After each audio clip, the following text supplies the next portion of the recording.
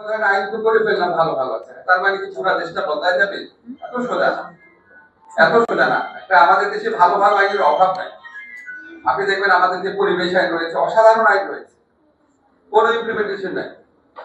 মানে আপনার বুড়িগঙ্গা নাকি ইকোলজিক্যালি ক্রিটিক্যাল এরিয়া, যে দেখবেন একটা ড্রেন বানা রাখছে, মানুষ বোধহয় একবার ডুব দিলে সাথে সাথে মরে যাবে এমন অবস্থা, এত জঘন্য অবস্থা করে। এখন ঢাকার আশেপাশে অন্যান্য নদীগুলোতে পলিউশন করা শুরু হয়েছে। আইন দিয়ে সবকিছু হয় না। সবচেয়ে প্রধান জিনিস হচ্ছে আপনার ইনস্টিটিউশন করতে হবে। এই ইনস্টিটিউশন করার কাজটা আমরা বুঝি না। আমরা মনে করি সমস্ত সংস্কার হচ্ছে, এখন আপনারা দেখবেন অনেকে বলে সংবিধানের মধ্যে এটা ঢুকাচ্ছে, এটা ঢুকাচ্ছে, এটা ঢুকাচ্ছে, অ্যাজ ইফ সংবিধানে সবকিছু ঢুকালে সাথে সাথে মানুষ চেঞ্জ হয়ে যাবে।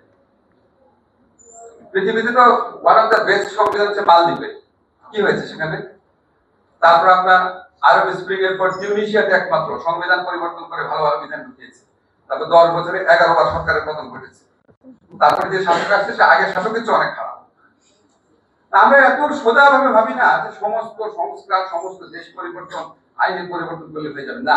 আপনি আসলে নিজের খাসলত বদলাইতে হবে, নিজের মানসিকতা বদলাইতে হবে।